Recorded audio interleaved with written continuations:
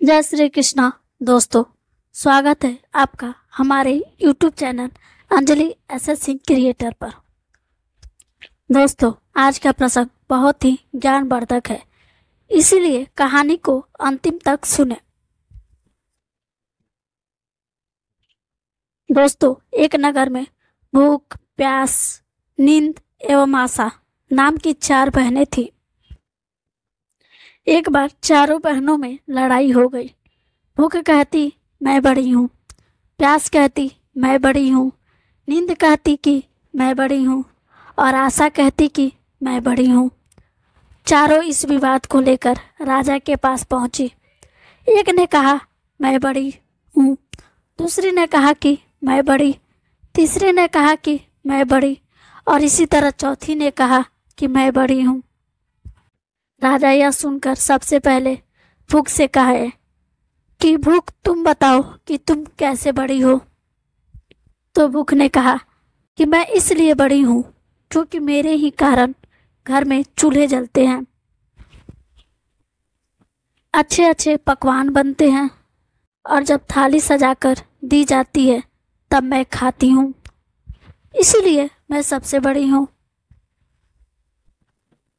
यह सुनकर राजा ने अपने सैनिकों को आदेश दिया कि जाओ और राज्य के प्रत्येक कोने कोने तक यह घोषणा कर दो कि आज से किसी के घर में भोजन नहीं बनेगा।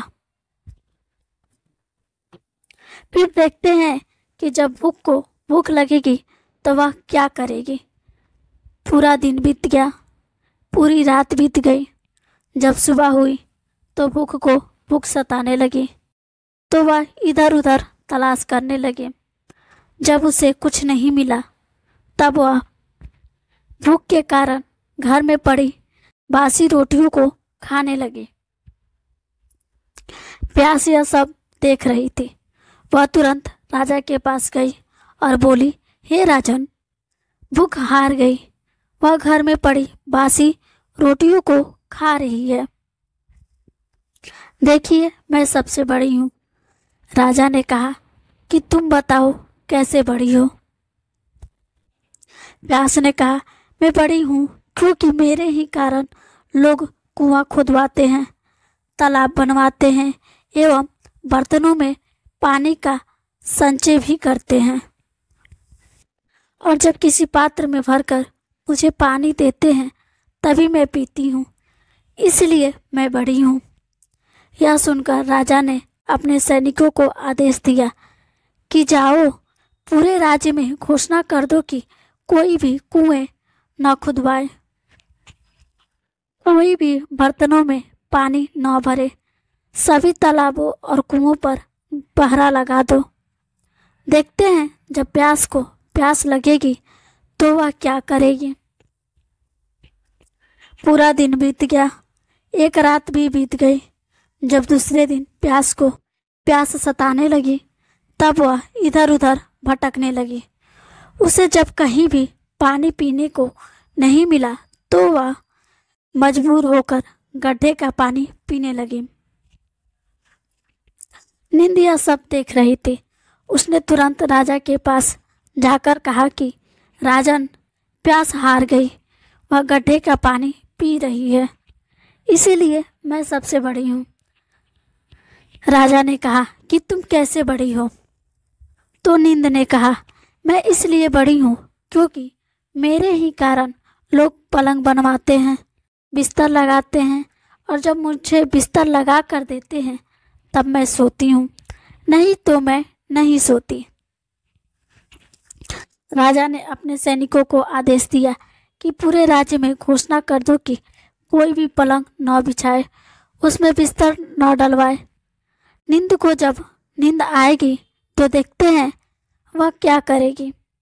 पूरा दिन बीत गया, आधी रात बीती, तो नींद को नींद आने लगी। तो वह इधर उधर बिस्तर खोजने लगी। जब कहीं बिस्तर नहीं मिला तो वह मजबूर होकर उबड़ खाबड़ जगह पर ही सो गई। आशा यह सब देख रही थी।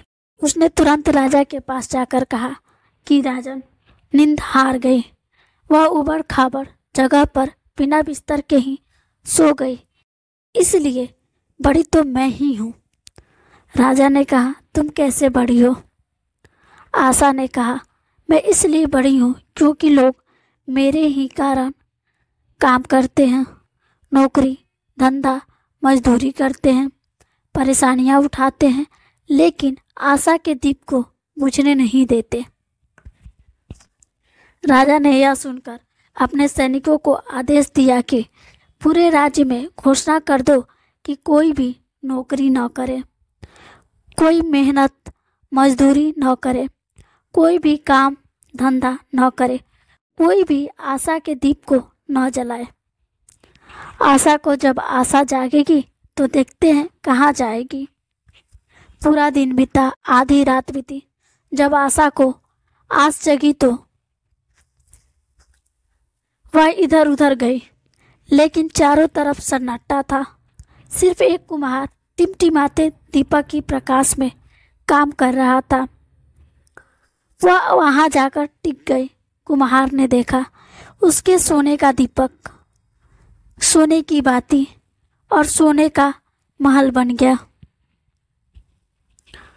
दोस्तों, जिस प्रकार कुम्हार की आशा पूरी हुई थी, उसी प्रकार आप लोगों की भी आशा पूरी हो। आप लोग भी आशा का दीपक प्रज्वलित करें, कर्म को करते रहिए। दोस्तों, आशा करते हैं यह कहानी आपको अच्छी लगी हो, तो इस वीडियो को एक लाइक करके चैनल को सब्सक्राइब जरूर कर लीजिएगा और कमेंट बॉक्स में जय श्री कृष्णा, राधे राधे अवश्य लिखें। वीडियो देखने के लिए आपका धन्यवाद।